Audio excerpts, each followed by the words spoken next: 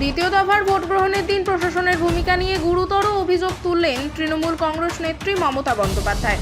তিনি দাবি করেছেন, নির্বাচনের দিন পুলিশ সাধারণ মানুষের কথা শুনছে না এবং নিরপেক্ষভাবে কাজ করছে না।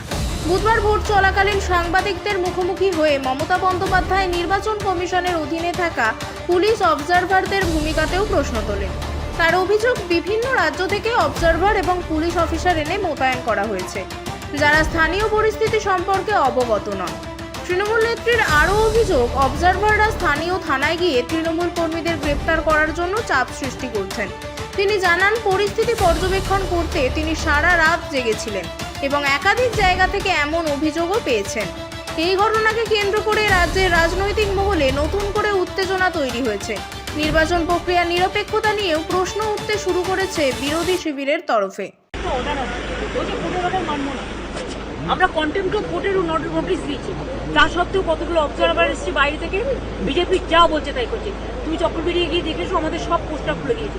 সব এইভাবে ভোট হয়, ভোট তো মানুষ দেবে, পুলিশ দেবে না, সিকিউরিটিও দেবে না।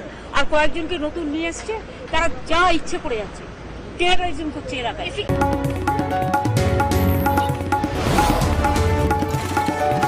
আপনারা দেখছেন ইনফো পালস বেঙ্গল, সত্যের স্পন্দন, বাংলার কণ্ঠ।